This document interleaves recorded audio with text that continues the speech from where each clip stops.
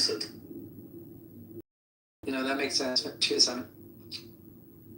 Sorry, just sirens are going off all over Israel right now, specifically in Haifa, Akka, and Galilee. It's all. Can't believe this bitch is 100,000 followers. Yeah, sirens right now, right? Sorry, over to you, Mace. The sirens are blazing, yeah. Yeah, and the Japanese Nikkei futures plunge over 7%. Sorry, that just kind of popped up in my.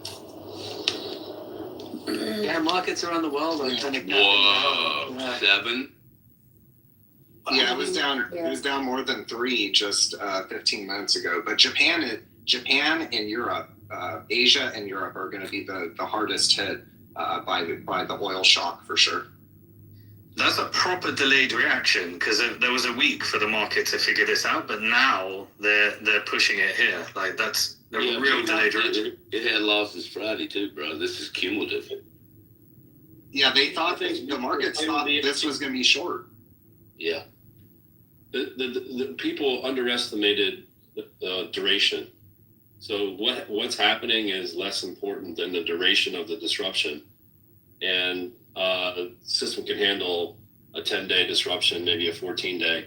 Can't handle a 30-day. And if it goes beyond that, it's really a problem with the system. They could trap all that oil in the Persian Gulf. The only pipeline out is Red Sea, and that's going to do 5 to 7 million barrels, assuming it doesn't get hit in a few days. I mean, it's a target. So they could been a target. Hey, man, it's been a target for 70 years. Yes, sir. The whole area has been a target. I mean, we've been living with this. Look, you have to expect people are going. The higher the price goes, the lower the price will go. And every energy company executive understands, oh, shit. Okay, we might win for 3 months. I guarantee you, what's his name? Putin will most certainly sell discounted crude oil in this environment in exchange for long-term contracts. See, that's the part y'all leave out. You're like, oh, he's selling at a discount. Yeah, dude, because he's buying trust. He's acquiring trust in the demand sector. We were talking before on the prior call. The backwardation is pretty extreme right now. We're about $32 between April and December. So that's like, we're at what, 108. I think December is about $35 below that.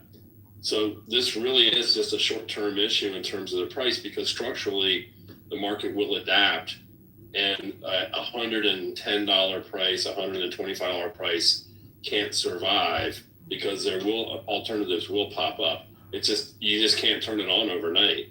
And to the extent you need the oil now, it's a problem.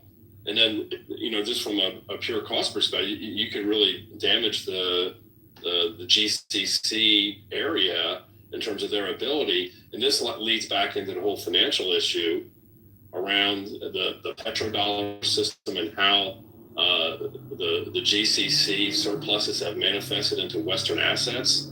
So it's a lot to think through here. I don't have it all figured out for sure, but I think the market is probably underestimating the complexity of what's coming down the pike, as evidenced by the fact that it took Japan about a week to wake up.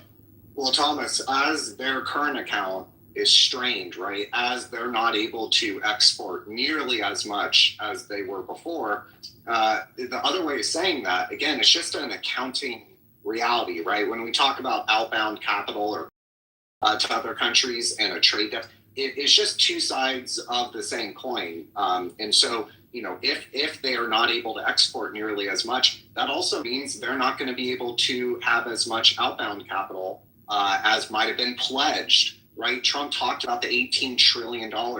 That was not actual investment. That was pledges of investment. Well, if these countries are, hampered by severe supply chain disruptions, not able to run huge current account surplus, the other way of saying that is that they will not be spending nearly as much money into foreign capital markets. And what's been propping up the U.S. economy? AI data center capex and investment in new data centers. And doesn't that feel like a crowded trade to you? I mean, the amount of money going there, it's it almost feels like malinvestment to me. I'm a big fan of AI, but I can't say that I can endorse $2 trillion of investment that's ever going to return. Maybe a couple plays return, but I don't think it feels a lot like the .com bubble, where the internet was a transformative force, but the firms that were on the 1990s, they all went tits up, right, for the most part. And the real emergent forces happened after 2000. The big FANG firms, they really came into their own then. And it feels a little bit like that's with AI. We don't know how it's going to play out economically. It has a deflationary impact, but I don't think bigger, better data centers is the future of AI. I think it's going to be smaller, architecturally more sound, distributed versus centralized. I know the governments want centralized, like the Palantirs of the world, but I just don't think that's where it's going. Just really quickly, guys. Robert, I'm so sorry. I'm going to give the mic right back to you, but there are power outages in Tel Aviv following the new Iranian strike just now. You've got the footage of the power outages and the aftermath of the strike on Suleiman's page. It's just been posted 30 seconds ago. Power outages in Tel Aviv following new Iranian strikes just now. And there's a market update. Crude oil prices have surged by over 19%. Now trading between 108 and 111, heating oil up 15%, gasoline up 10%, Australia's share market down by 3.7%, and Japan's Nikkei futures plunged by over 7%. So back to you. I think it's like diesel's like at a record high, something like that. Yeah, it's crazy. Back to you, Robert. I'm so sorry, and welcome, Casey. Go ahead, Robert. Thanks. Oh, no worries. I was just going to say it's all interconnected, right? Whether it be oil and what's going on, the regional war causing oil to skyrocket. By the way, the largest weekly gain as a percentage in history, going back all the way to the early 1980s. I mean, truly historic moves in oil, and the effect that'll bring in terms of demand destruction, global recession. That's also interconnected with the AI trade, which ties back to the outbound capital from the Middle East and from the Gulf countries. This is all I hate to be the meme, like it's all connected, but it really is connected. And Simon was talking about it earlier. Yeah, that girl Casey, it looks like Iran has crashed the market. What say you? Yeah, I'm listening. I know he's asking me like the financial stuff. I learned from you guys with the financial talk. I've been listening pretty much all day to you guys. It's good to be back. Real quick, I'm just going to give a plug to retweet the space, reshare the space, have your notifications on. If you're on the YouTube, please don't forget to hit the like button, hit the notification bell for Suleiman's channel, and please subscribe to Suleiman's channel using the link above Suleiman, Beatrix, and Simon's head. So yeah, I'm coming in and I'm listening to all of this stuff about. And I'm not going to act like I know anything about this, but I am learning. I've learned a lot from you guys because you guys talk about the market in a realistic fashion. So I mean, we're all getting our asses handed to us right now. So if you learn from us, you learn from the broke guys. We're all losing money right now. But at least you're honest about it, and not, you know what I mean? So, not to say that's a bright side, but it's still something to, learn from. So, yeah. Yeah, Bitcoin's holding up quite well at 66,000, but I expect we're in for a very sharp crash soon. I don't think that's going to last. Yeah, look, Bitcoin is viewed by the market as a high beta, basically, a leveraged tech stock. And so, that kind of stuff is the first thing to get crushed during a recession, during a global recession. So yeah, I think, look, if you like Bitcoin and you have a longer term time horizon, you're going to get really good buying opportunities. That's the other way of looking at it, because the government will be forced to print even more money than in 2020. I mean, in this in a vanilla garden variety recession, the fiscal deficit goes to $5 trillion. And private credit is blowing up. That's another $5 trillion. Oh, and the mortgage market is blowing up. That's another 10 trillion, and AI is taking white collar jobs. So you got to fund UBI. Oh, I don't know. That's another couple trillion. Like, you're talking about a boatload of money. So as long as you can kind of keep your head cool, if there are Bitcoiners listening, just, have your low time preference, think, out into the future. Don't be levered, right? Because leverage is going to be what wrecks people over the next couple months, in my opinion. Yeah, commodities were on the verge of like breaking out just before the war began, like gold, silver, other commodities. They were literally just about to go to the moon before they stopped. And it's surprising because you'd expect, geopolitical risks to send the prices soaring. But yeah, they seem to be like kind of like a holding pattern for now. But I like the guy who spoke before said, there might be faster growing things, but I still would. My personal opinion is that they're still going to outperform this year, in my opinion. I'm just not going to look at it right now. It's hurting with on a couple of stocks. I'm not even going to look. Okay, change the subject. Yeah, I mean, Andrew, you served your country. I really appreciate all you shared. You lost your son. I think it's absolutely tragic, and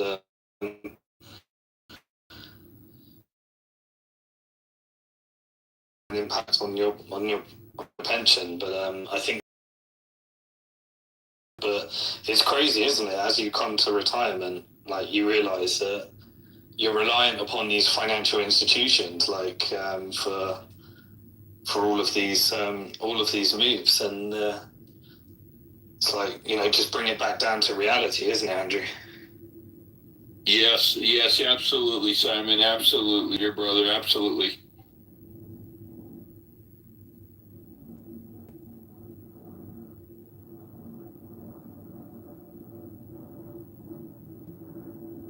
Yeah, a lot of news coming out in Israel, guys, by the way. A lot in Tel Aviv. There's been like 12 explosions. The footage coming out is crazy. Also, an Iranian ballistic missile hit a US base, likely the US Fifth Fleet in Bahrain again. 15 explosions in Tel Aviv following the arrival of cluster warheads from Iran's ballistic missiles. We mentioned it too soon on this place that nothing's going down in Israel. Saudi Okay, keep mentioning it. Hopefully more happens. The sky over Tel Aviv has been pierced. There seems to be no defense system there. No defense system whatsoever. Guys, there's a lot of footage on Suleiman's page. You can go and have a look at it. So yeah. Welcome, Doc. That says, Beatrice, that's fake news on television on fire. We spoke to a gentleman this morning in Israel, his car, and he said, "What are you talking about? Everything is just fine." And we're like, "What?" And he's like, yeah. And I'm not kidding you. It's like, what? Are you serious? So expect this delusional, so I have to keep pouring in. No, everything's fine. Was anybody in there this morning to hear that? I was there. Yeah. Oh, okay. Yeah. Remember that? The guy that Suleiman was going mad at because he couldn't answer simple questions. Yeah, in part, yes. Well, there's another one of them too. It's just nonstop. But he said, and then he started getting angry. He said, "What are you telling me? I'm here. I'm living here." It's like, what are you talking about? You ain't getting hammered. No, we're not. It's fine. People are normally just living a normal life. And see, the thing is, they think we believe that. And thank God for the space, because if we only had Fox News, we'd be going, oh yeah, everything's fine. As they continue dog walking us into this destruction, Yeah, it's pretty wild to watch mainstream media past couple days, and the stunning lack of coverage on actual, impacts in not just Israel, but also, our they're getting through our defenses too at bases, whether it be in Bahrain with the Fifth Fleet, another one today, right, or go down the list. So it's pretty stunning to realize that is what the average boomer voter watches. They have no idea. Exactly. And this people think Bahrain, what's that? They don't even, first of all, you can't find it on a map. Second of all, when you say the Fifth Fleet and our control over that entire region, so what? But what folks don't understand, this is, I know I've repeated this 1,000 times. This is serious. The Navy cannot keep, the United States Navy cannot keep that sea lane open. They cannot keep that sea line of communication open. And everyone's trying to look the other way. But that is a big deal. I'm seeing a major deal here. And only people that are going to speak about this that come out like Colonel McGregor, he said he's going to say it. And he's always demonized. Anthony Aguilar is going to say it. He's demonized. Scott Ritter, he demonized him. But very few military analysts will come out and tell the truth. They can't. They won't cross that line. They're terrified because they'll be thrown out of the club. Yeah, and it's not hating America, right? If anything, at least my motivation is a love for America, right? Yes. Deep patriotism. Yeah. You know what I mean? That part is concerning and distressing to me. Yes. I love my country. Are you kidding me? But I love it so much. I want to tell the truth. I don't want to see another Vietnam, another Iraq, and Afghanistan. And again, when you bury your children, literally, and maybe when you bury dear great men and women, you bury them. You see this. Maybe when you see, like I've got a very dear friend of mine. He is so. It tore him up so bad psychologically. He was drinking himself to death, and you see this, and you know what? I'm going to speak up. and I'm not going to stop. That's why I'm so wired in, engaged in this. And my dear wife, she's like, "What are you? You've been locked in here." And I go, wait, we got to go out. Yeah, okay, let's go take care of it. I got to stay connected because I'm driven by this, obsessed with this. Why? We are at war. We're the psychological part of this war. We're in the front lines. We're manning our positions. I'm serious. I grew up, in high school, I was watching people not much older than me, young men, come home every week in coffins by the hundreds, by the thousands. And that radicalized me. You know what I mean? And I see us repeating the same mistake now. And by the way, it's all for a foreign country that I have nothing to do with, that I frankly don't really care about. And it just makes it even worse that we are spilling blood and treasure yet again for foreign country. Amen, brother. Thanks, Robert. I just want to, guys, welcome Ryan Dawson to the panel. Ryan, shout out to you. I stayed awake to watch your interview with Suleiman early hours of the morning in England. Phenomenal analysis, brilliant interview. If anybody hasn't seen it, go to his YouTube. It's on there. Go to Suleiman's YouTube, which is Suleiman Ahmed X. And the tweet's actually in the Nest for his YouTube as well. And you'll see the interview there. Great analysis from Ryan. Ryan, what's your take on what's happening today with the markets and the now recent attack in Tel Aviv? Yeah, I'm a little bit sick. I'm a little sick today, but yeah, that's why the voice sounds like Vader. It's all good. Yeah, as predicted, Haifa is getting swarmed by drones. They're getting pounded, power outage outside Tel Aviv. The interceptors are so low, things are just going in at will. Helicopter was shot down outside of Nabit Shit, which is it's actually in the eastern part of Lebanon if you went northwest of Damascus from Syria. So what they did is they went in from Syria, went in from the east. They didn't start at southern Lebanon and reach that high, but they shot it down. Hezbollah has the capacity to do that. IDF soldiers were captured again. This is a different incident than yesterday, where they got 3 of them. The U.S. is 100% hiding its casualties. So is Israel. You don't have hotels full of CIA hit with no wounded, no dead. I do not believe the air defense systems hit those F-15s 3 times. Now that we have 2 more that have been tagged. It seems like the Iranian defense, another one, they said Qatar defense systems hit one. They really are. So our best anti-air defense is Kuwait and Qatar, huh? No, They're just called casualty laundering is what they're doing. It's not going well for the empire. They bombed a lot of infrastructure in Iran, made some impressive looking big fireballs, but it doesn't really move the needle battlefield wise.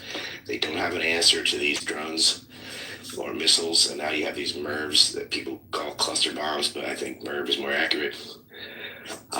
They don't have an answer. There seem to be some sort of new plasma weapon too. Iran has a perfect plan here. My only worry is how long will these victories last before the De Gaulle and the Bush come? You have 2 more carriers coming. Those things are a problem. They don't have an answer for those other than to just take it on the chin. But the ammo problems continue in the markets. I think what happened was a lot of speculators thought it's okay. In a few days, this will all be done, and they'll reopen the strait and blah blah blah. Now they're projecting months of war, and people are panicking, and so they are adapting, which means it's not good for UAE, not good for any of these Gulf states, and Bahrain continues to get destroyed. They will not be able to use that 5th Fleet dock whatsoever. Oman is basically tapped out. I think Bahrain is next. The Kuwaiti airfield's kaput. It's the Gulf Arabs that are taking it worse. Haifa will continue to get hit today and tomorrow, and Dabona is next.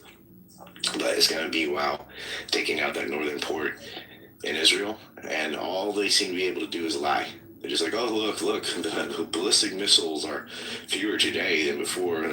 They're not in total. They shot fewer at Israel because they shot more at the Gulf states. And really, it doesn't matter. Your THAAD systems, 2 of those are out. Your biggest radar is out. Your 2 biggest radar are out now. They're blind, and I think that's why they're swinging blindly at targets.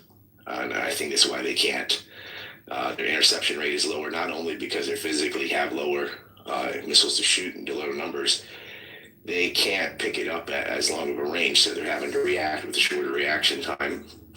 And then with the drones from Hezbollah, they don't have time to react whatsoever. I mean, going from Lebanon to Haifa is a very quick trip. And they can't seem to figure out where they are. And the Israeli army is too timid to go in the hills and do what they need to do and stomach the casualties and root them out. So what will they do? They'll continue to kill civilians in Beirut and Tehran. Okay, fine. But that's not helping them win the battle at all. And this is what's happening without anything going on in the Red Sea. Imagine if that naval choke point starts to have problems. I can't even imagine. Well, they also lost the fort temporarily while it was going through the Suez Canal and out the Red Sea. So, that window. Iran has pulled the perfect play. They don't have a substantial navy, but they have land turrets, which can help close the strait. They don't have a substantial air force, but that's okay, because they made up for it by all these underground missile silos and drones. Cannot praise drones enough. And it's weird because I used to be like, when drones first came out in warfare, I was like, oh, how cowardly, but now I'm cheerleading them because they're hitting the side I don't like. But those things are effective. And it's amazing why the U.S. and Israel, all these, after watching how effective these were in the war with Russia and Ukraine, why they didn't invest in these. But it's driven by profit steering. So Lockheed Martin is like, why not do it now? We want to build this THAAD system. So those are fancy and they work a few times, but how many do you have? Exactly. And they just went with whatever had the most bells and whistles, and that was the most effective. Now they did build Reapers. That's for reconnaissance and intelligence. ISR, they call it. 3 of those were shot down. Now, each Reaper, this is the MQ-9 Reapers, they are $100 million each. So that's $300 million that went up in smoke. And the reason they're looking for these locations of ballistic missiles that are completely underground, and people saw those videos, went right out of the dirt, and that video is 10 years old. Iran's been able to do that. That's not a new development. It's new to them because they don't know what's going on, but it's not new to us who covered the Syrian war and been, kind of autistic about weapons and stuff. But this is something they should have known. even analysts are like, oh my God, you see these new, I think these are new, these are not new. These are a decade old and they're all over the place and they're in the mountains too. Good luck finding that. Now Reaper can find it, but they've got dirt on top of them and like very thin little roofs that they just blast out the side of. They aren't going to be able to get these quick enough, if at all, without the nuclear weapons. The 82nd Airborne is going to northern Iraq. I don't know what they think they're going to do, but if they go into Iran, into those mountains, a lot on both sides are going to die. But I don't know, Trump just is like, oh, we're doing so well. We sank a ship off Sri Lanka that wasn't even armed. We blew up a school full of girls. Oh, no, he didn't say that. He said Iran must have hit their own school. But if you look at the aerial photographs, all the other buildings are hit dead center, including the school. They did it on purpose. We are terrorists. Our government is terrorist. And Ryan, the target assessor that did that before they launched that Tomahawk, they said, well, that girls' school was was a Navy Iranian naval building, but that was 8-10 years ago. So I don't buy it that they didn't know. I think they're using AI, and it doesn't work. Wow. That's what I think. Because what's the point in a girls' school? Like that's your own side's gonna go right at the onset. I think their intelligence isn't good. It's not up to date. I don't believe that was a naval school anyway. At elementary school, everything was like low to the floor, whatever. It was near some IGRC buildings, but so what? It was clearly a school where they hit it dead center. It was on purpose. They could admit, okay, we hit it was an accident. We had the wrong charts, whatever. It wasn't up to date, and apologize. But instead of like, oh no, Iran hit themselves. It's like when they said a Hamas rocket misfired and landed on their own hospital court. It was like, no, it's a JDAM. It's on film. You got audio evidence, visual evidence. That was when Israel did that one, and they blamed it on Hamas. It's the same play. They're gonna lie. Again, over and over again. Ryan Robert was mentioning, and I've been really watching the Red Sea there after Suez Canal with that forward battle group coming through there. The Houthis, your call, they're going to show their hand here, or what are they going to do? Because that's getting in their wheelhouse there. I doubt it, because it's a carrier. What are the Houthis got to do? They have stated, if Saudi Arabia enters the fray, then so will they. But the Ford could go down there at 1 mile an hour. There's nothing they could do to it. I'm big on carriers. I mean, it's just like it's a floating airport. Your speedboats and rockets can't do anything. It'll be there. It'll be a fat target, easy to hit, but it won't do any damage. So why bring that hell on yourself and have that? Because they'll bomb civilians in Yemen too. They don't care. So I would advise them to stay out of it. If they get involved, it would be catastrophic for markets, for global trade. It would be unbelievably bad. Well, if they close the Macabre Strait, the shooting, there them. Between Mandab, yeah, I know my throat's fucked. If they scream Macabre, that's a Freudian slip, ain't it? That's how I feel. Everything's macabre. Yeah, between Somalia and Aden, if they were to close that too, that'd be harder for the Houthis to pull off. But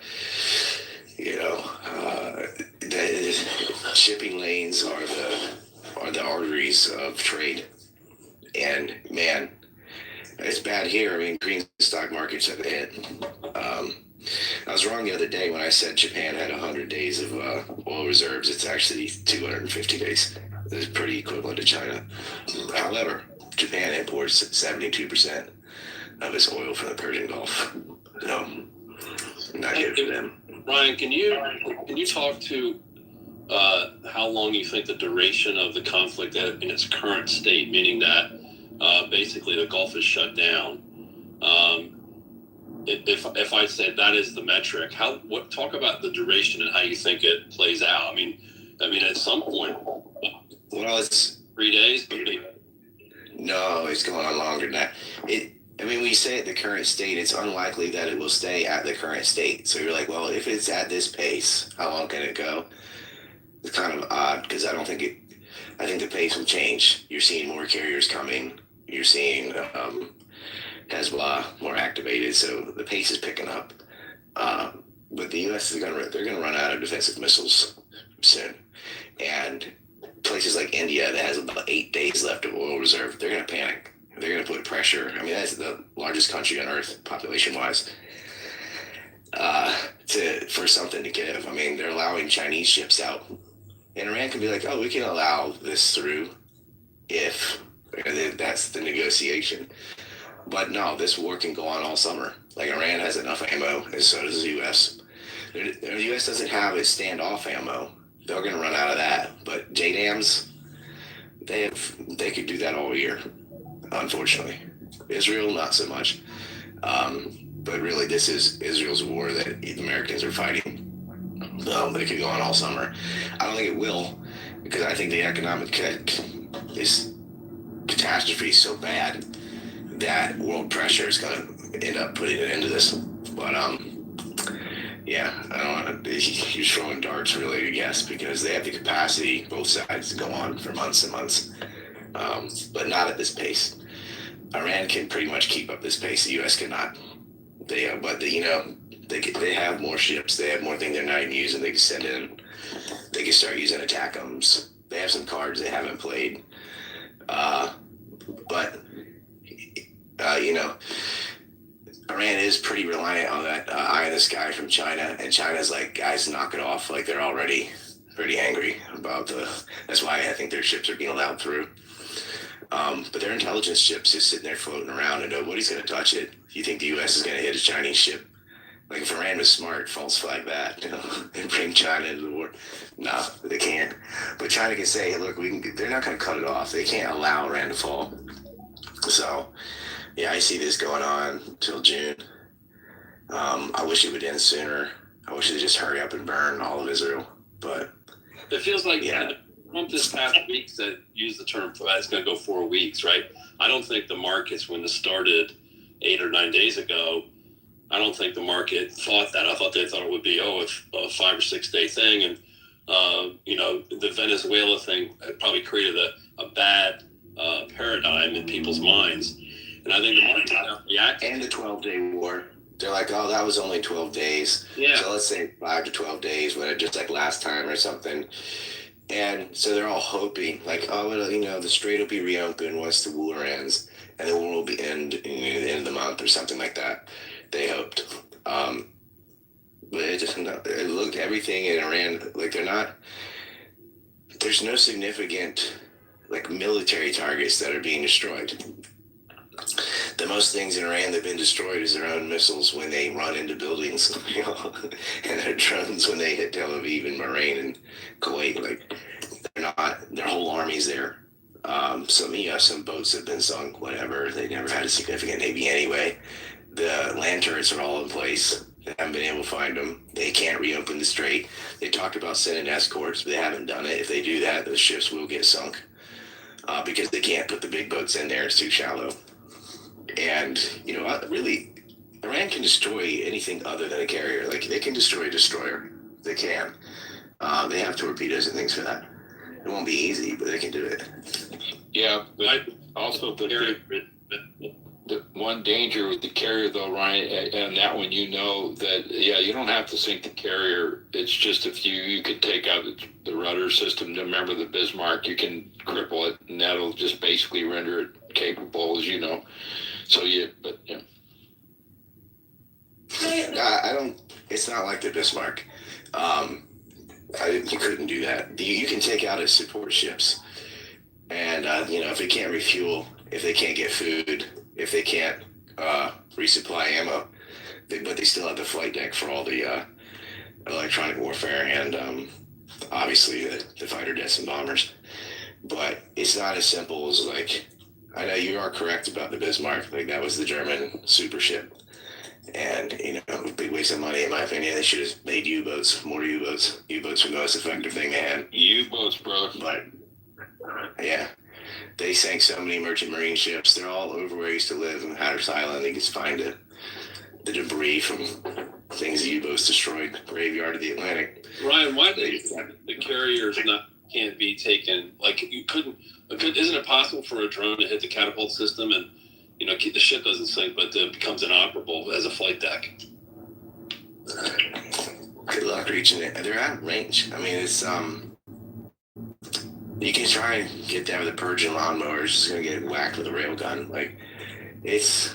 I guess if they were all asleep or something, you could do it, but it's just not realistic. Fair enough. The only real thing we have is submarines. That's the ultimate, honestly. I mean, we talk about that. I agree. The subs and mini subs too. And you know what? The U.S. has very good sub fleet. Yes, sir. And, yeah. Again, but again, they can only fire it so many times. And then what? Because they're not going to Bahrain. They're not going to Cyprus. So what? Diego Garcia? Like, where do they restock? Well, we resupply. We have to resupply out of whenever we went into a port. We would just 2:00 in the morning. We just do a vertical surface, extensive. We never pull in ports. They won't do that. They can't do that. That's not our doctrine. Just breaking real quick, there's a lot of sirens going off and loud explosions all over Doha. Ryan, a quick question. You said the carriers coming in were a threat to Iran, but they have to also stand off, right? Because the Iranian missiles could attack them, including maybe not a carrier, but these other ships. What has more range? Planes launched off a carrier that has to stand off, or the missiles that could attack them from Iran? The planes. And it's not because they have to stay out of range of missiles. They have to stay out of range of shallow water and missiles. But the planes can go and do sorties, come back, and you can't touch them unless you catch them while they're over Iran. And they have hit some F-15s. I think they hit an F-18, but all the stealth stuff is just pretty much hitting whatever it wants. But is the stealth stuff in theater? Huh? Is the stealth stuff in theater? Yeah, it's in theater. They use that to carve a path of Tehran. That's why it's on fire. But this F-35s, for example, those are stealth. They're hitting things. But the payload of each of these, you just can't bomb your way out of a country the size of Western Europe with 90 million people. Like, you can't win this just with the air. You'd hack us into an army, and they're not going to do that. So what they're trying to do is destroy Iran's ability to do offense, get rid of those ballistic missile systems and drones, and they can't find them. And when you're over there, they can't just sit there in a circle. They don't have that level of air supremacy. So they're losing. I mean, casualty-wise, they've killed more people, but it's mostly civilians. And they're burning through their gear. Oh, actually, I got Larry Johnson on in 20 minutes, so I'm going to go prep for that. But, yeah, more carriers are coming. Anyone, don't pretend like that's not a problem. It's a problem. I know they're like, well, it's French. Okay. I don't dog on the French like everyone else. Like, the France is a pretty strong military. That is, the De Gaulle is a legit carrier. The Ford is the largest carrier. It's bigger than Lincoln. That is a problem. But it's not going to be enough.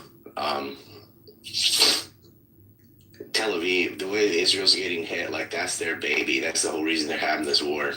And things are just cutting through like a knife through butter. And it's just the geography. They don't have a lot of cities. They don't have a lot of land. They cannot stomach these hits the way Iran can. So that's why they're doing stuff like going after distilleries and oil and all, because they can't find ballistic missiles. And Iran's doing it better. Look at Saudi Arabia today. With Israel's inability to defend themselves, particularly against missiles and these drones, how does this go on until June if there's no way for even an enhanced carrier force to inhibit Iran's launching of their large missile supply? Well, I'm assuming eventually they'll start finding some of them, but I'm thinking more of the war in Lebanon. Like, Israel wants to annex land and their armies going in. We don't really know the strength of Hezbollah, but that could go on for months. And yeah, Israel, look, you get hit with drones, it's the same thing I just said. Even though they're much smaller than Iran, it is an air war. Like you can probably bomb your way out of a country the size of Bahrain because it's so tiny. But Israel does intercept some, and drones don't have a big payload. They hit, you blow it, they repair it. You know, they can clean stuff up and fix things. But the things that you can't repair are things like the $1 billion radar in Qatar that got smashed. A lot of things that are getting broken in Israel are fixable. The whole point is just to close the port so they can't resupply, and it chokes their economy. They're not losing like barracks full of soldiers or anything yet, but that will come as they get depleted on defense. Great, thanks. Man, thanks a lot, Ryan.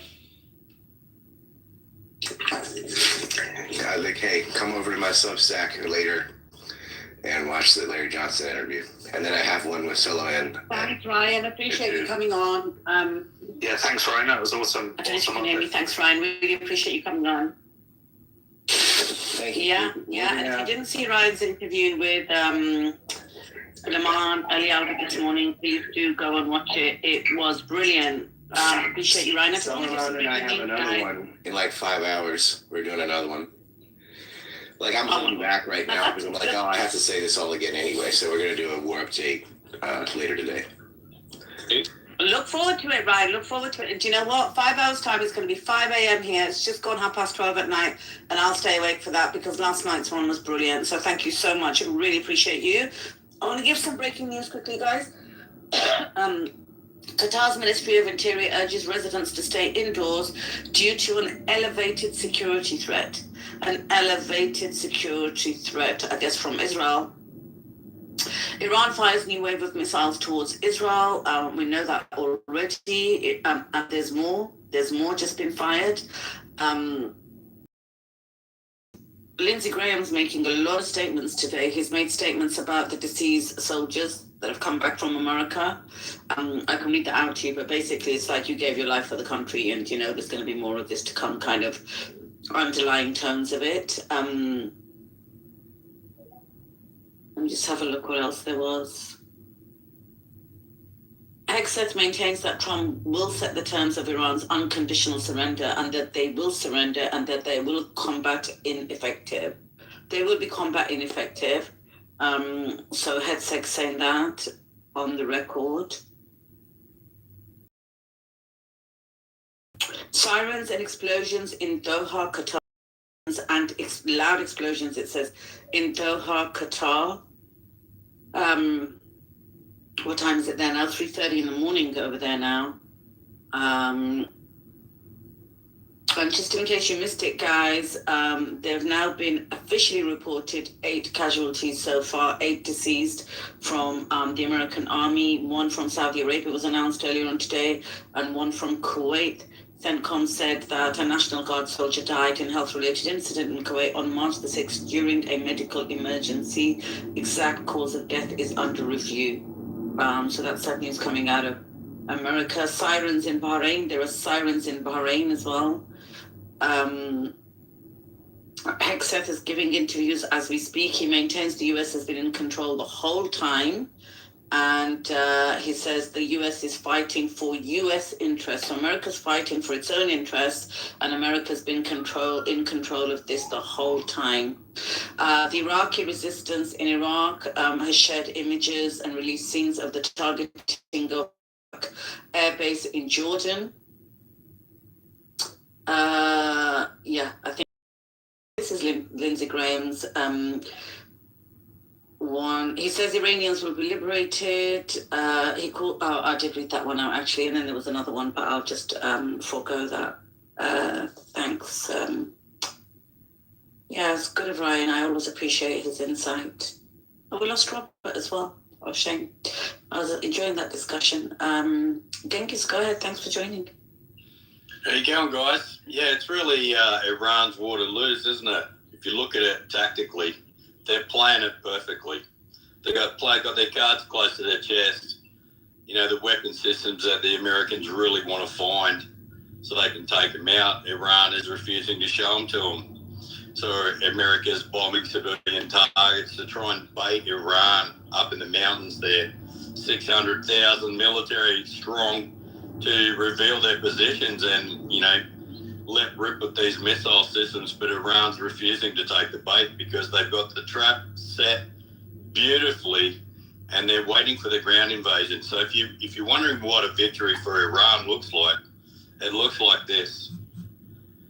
They're not concerned about the B-52s and all of these, stealth fighters or any of that nonsense. They just need one really good victory right at the start that will come if America dares any kind of ground invasion, whether they parachute guys in or whether they attack from the outside of the mountain range. Once they start that ground assault, it will be huge and it will have to be supported by their close air support craft, aircraft like Apache gunships and A-10 close support fighters, and even some F-16s as well, ground attack F-16s. They've already proven that they can shoot down F-15s, and because they can shoot them down, then that means that that all these other close air support craft planes that fly way lower will just be, like shooting fish in a barrel for them. So if America launches a ground assault, Iran can take out their air support, and then they can pound those ground troops from the tops of the mountains, from their fortresses and their missile sites that America doesn't know where they are. So it's perfect. They only have to do that once. It only has to happen once. They just got to turn that ground assault around and get America to retreat, and it's over. America will not be able to come back again. They won't have the stomach. The American people won't have the stomach to see them go back in and try it again. And then where are we at? America realises that. That's why you've seen the rhetoric starting to be questioned, where you've got the spokeswoman for the White House talking about drafting Americans. We're not ruling out the draft. Why would they possibly need to talk about the draft of American citizens? Because the ground troops in the American military are starting to question it themselves. Like, well, what if we get our ass handed to us trying to get in there? Who can we get as backups? You're also hearing them talk about the nuclear option. They're talking about the nuclear option because they've done the groundwork themselves. They've looked at it on the map and gone, there's a huge chance if we try to assault, into those mountains, that we'll be defeated. If we try and launch an air assault, an airborne, the moment you fly paratroopers into the center of that country, you immediately need to support them with Apaches and A-10s. And as soon as they get into that fishbowl, it's over. So I think, I have no emotional connection to an outcome in it. I'm just looking at it purely as from a strategic viewpoint as a retired military guy. And as far as I can see, Israel is just, they're playing their cards. They're playing the game wonderfully, and America is kind of, along with Israel, scratching their heads going, what can we do here? If you look at it from the outside, it looks like they bombed that school deliberately. If they did bomb it deliberately, not just bomb it once, but bomb it twice, that is a provocatory attack to try and draw the Iranians' missile systems out, right? If we bomb a school, will you wheel them out of the mountains and give away the positions? What if we bomb the school twice? Come on, take the bait. And Iran's just refusing to do it. And it won't work. Bombing civilians never works. All it does is harden the hearts of the soldiers up in the mountains. They'll just fight 2 times, 3 times as hard as they would have before once they know you're attacking the civilians. That's my take on it so far. I think Iran is in the box seat.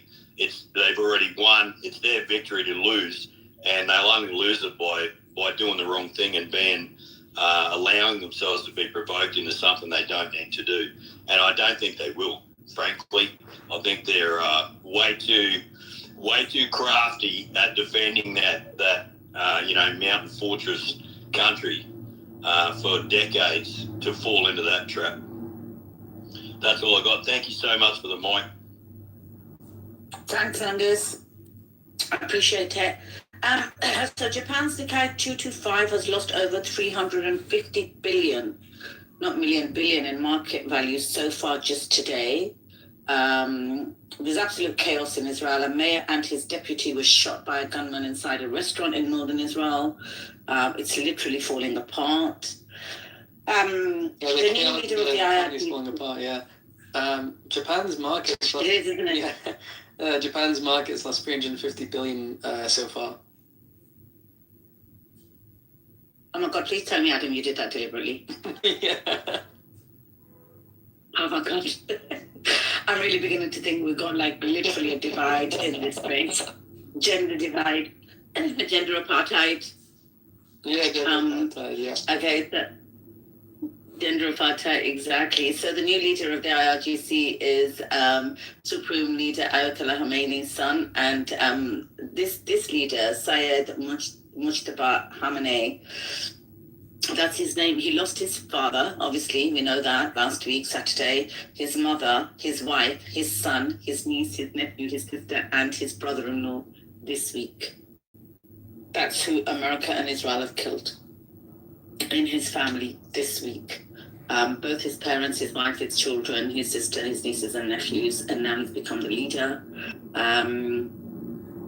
Let's have a look. There's a lot of news coming out, guys. I'm just going through it. High security alert in Doha. There's a high security alert in Doha. Yeah, I've seen, let me just have a look what else is going down. So the new president that's been elected for Iran, Mujtaba Khamenei, has said that he heralds a new era of dignity and strength. Also, more market news, guys. Japan, Samsung Electronics share price plunged by over 8.5% in today's trading. Over 8.5% in today's trading.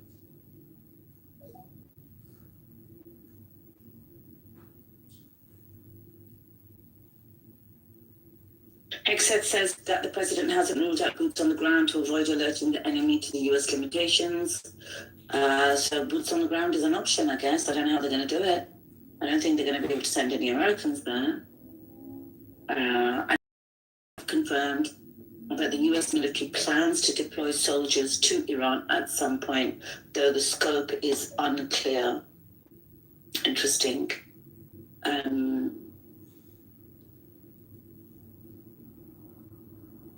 Imagine the resolve the Iranian people will get from that guy being selected, Beatrix.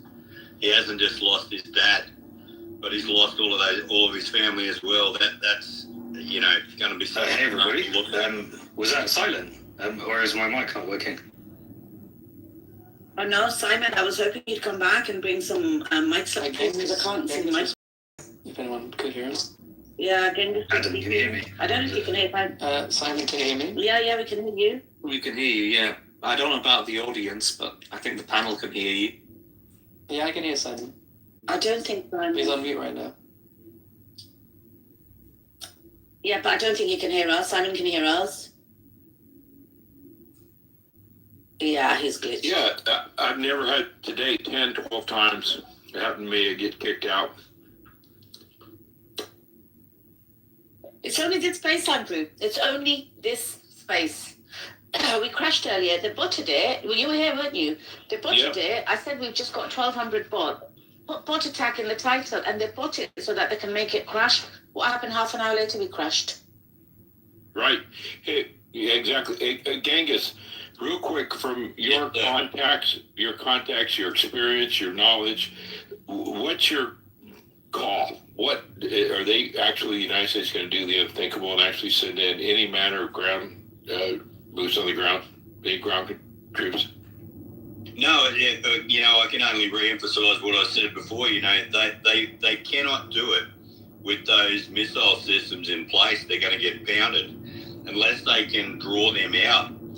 We're just going to see this stalemate go on and on and on. And I really meant it when I said it is Iran's victory to lose. They've already won. As long as they can just sit there and grind America down and grind Israel down and keep flying out those really cheap drones, that it's only going to end one way, and it's going to end with them winning. Or they nuke them. But even then, they still win because they'll fire. There'll be retaliatory strikes from them and other countries that support them if Israel or America nukes them. But yeah, I can't. There's no way you can do it, Andrew. You can't get paratroopers in there. You can't go into the mountains with heavy. You're going to need hundreds of thousands of troops to do it, and those hundreds of thousands of troops will need close air support, and that close air support aircraft will be shot from the sky like nothing. Like once you start bringing down, multi-million-dollar A-10s, but more importantly, Apache gunships. Once they start bringing them down, you'll see America will slow down real fast if they can shoot them down, and I've got no doubt they can. Then once you bring them down, then air superiority disappears.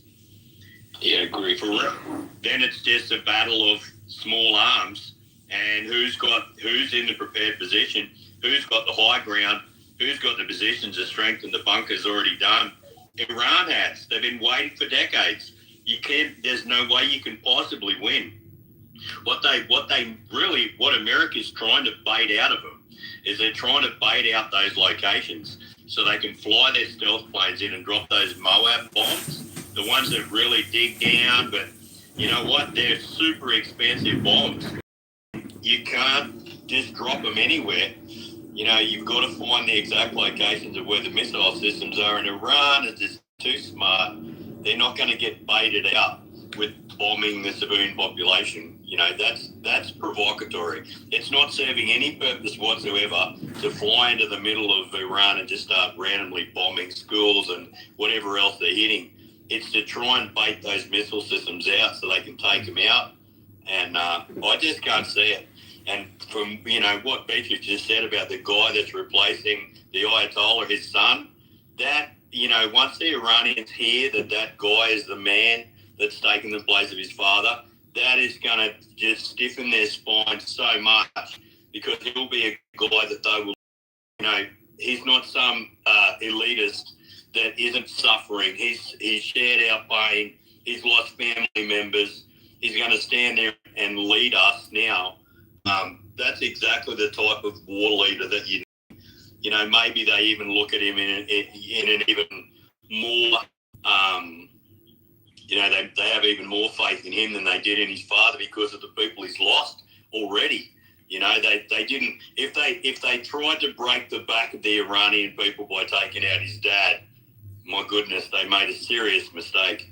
But I agree. To conclude, I don't see a ground that they will not invade with ground troops unless they can take out those missiles, and Iran is too smart to give them to them. Plus, there's no amphibious surge. I see none of our amphibious forces coming in to set the beachhead, the Marines and all that I've seen from my knowledge of it. But hey, let me ask you a question. Do you know why would they have the 82nd Airborne mobilizer unless I've heard misinformation? Yeah, I think they're just bluffing. I think, I don't know whether you heard me last time I came on, but I said, war's about deception, and you know that better than anyone as a submariner. It's all about deception. It's about, the generals, if you're weak, you try and appear as if you're strong, and if you're strong and you're in a position of strength, you try and appear as if you're weak, and you've got both sides doing exactly that. Iran is absolutely, in the box seat. They're in the driver's seat, but they are doing their best to appear as if they're weak. They're not away all their best missile systems. They're just sitting there playing possum because they bait the Americans into a ground invasion, and the Americans know that, and they can see the entire world looking at it and going, what's going on? How come you aren't invading like you did in Iraq? What's happening? How come you're not taking out all these missile systems like you did in Iraq? What's stopping you from doing this? We're waiting for the shock and awe, President Trump, like George W. unleashed on Baghdad and all those targets. You've got the same planes. How come you can't do it? Why aren't you guys going in there? They know that the world's looking at them going, what's America afraid of right now? Why isn't this place being reduced to rubble. What are they so scared of? So you then have Trump going, well, we can't have that. We've got to appear as if we're strong. So let's pull out the 101st Airborne and let's act and, let's just talk a big game and pretend that we can literally fly 100,000 paratroopers into the center of Iran and just, get them to jump out the back of planes that'll only be a few thousand feet in the air.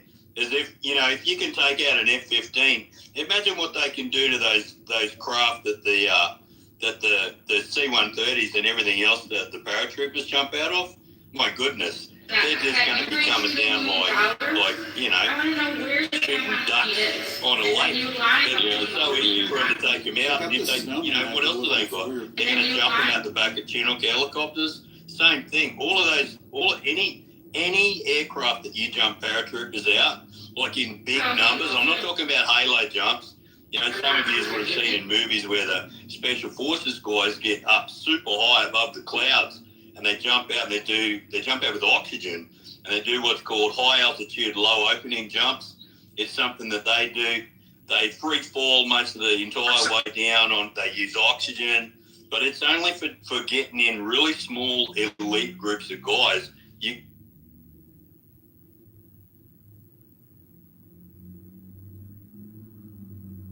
Guys, Beatrix, Simon, you there? Yes. I'm here, yeah. It looked like you got kicked. To me, it looked like everyone went to listen.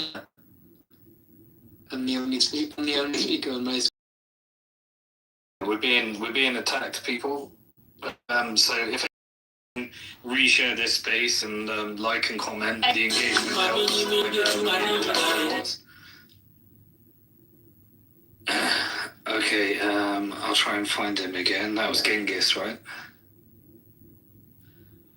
Genghis, you got booted out. It wasn't us. If you want to put your hand up and continue, then I'll let you back up. Oh, there he is. I got punted. Sorry.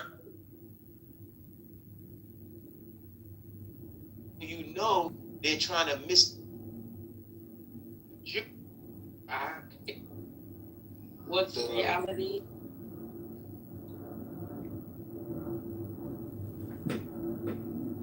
Yeah, bro. Start over.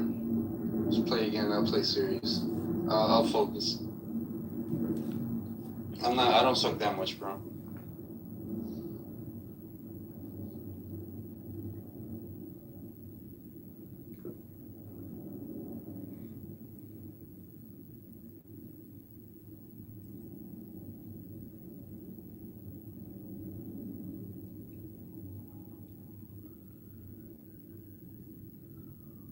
Hey, what did you do?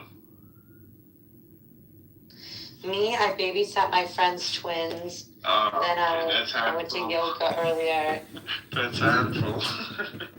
Yeah, it was a good time though. Yeah.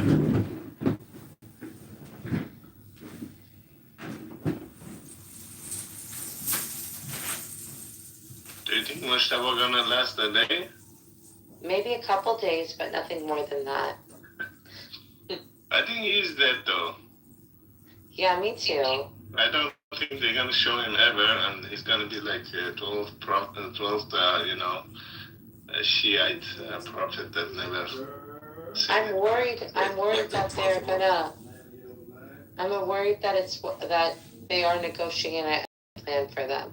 No. But I don't think Israel will let them. No. There is no exit plan. Not at all. Don't even think about it, because he's just like his dad. Nothing gonna change. They're not gonna fool themselves. No, like for them to go to Russia. That would be great, but then the ROTC would collapse. Then the ROTC would collapse when they realize there's no one protecting them. Mm-hmm.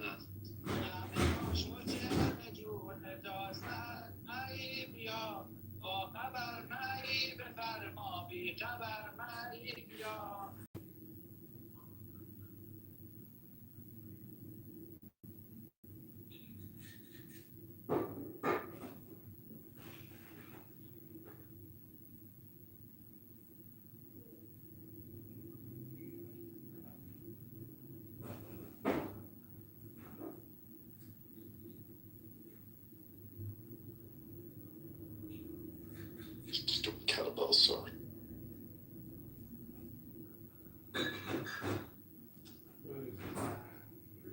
watching this Iranian woman cook something in her backyard.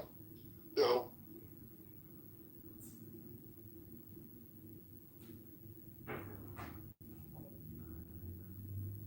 I'm doing around the world to stabilize my core. That's so much more productive than what I'm doing. I'm watching food. You're burning calories from food. There's a difference. Wow, this looks so yummy. The seafood powder I did.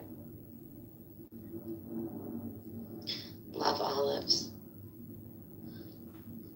Mushani. Seth, you never sent me the second one. The follow-up song.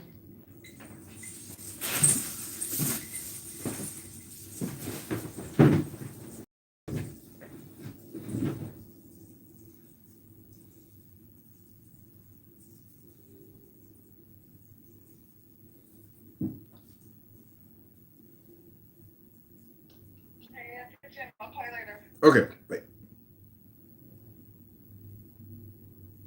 Catch play. They kill white people, and that's very sad. And that's very sad. I mean, idiot child. Hello. Hey. Hey, What's Sonia, up? how you doing? Let me see, who is this talking? Mo? Momare! Yes, ma'am. Mohammed! Oh, hey, Mo. Oh, Mo, you're the guy that's really smart. We've had intellectual conversation. No, I'm pretty slow, but we've spoken. You're Somali. We were talking when I was in Saudi Arabia, I think. Yeah. South Africa, Saudi. Yeah, you were with me every time. Did you see my snap? I had horrible memory, but I probably did. You saw me in Saudi and stuff, though. Yeah. You're looking incredible. Thank you. Yeah, Yasmin's one of my best friends, so Mo's a cool guy. Yeah. Hello. Where are you from? Chittenden County, Vermont. No idea where that is. Vermont. That's East Coast, right? Are you American? Yeah. Canadian. It's right next to Montreal, like an hour and a half away. Oh, okay. Yeah. Love it. Okay. If I was American, that would be embarrassing, and I didn't know that. It's kind of embarrassing. I don't know it as a Canadian. I can't handle Donald Trump. Oh, plus American, man. You're Canadian. 20 of those states. How do you remember them all? There's so many of them.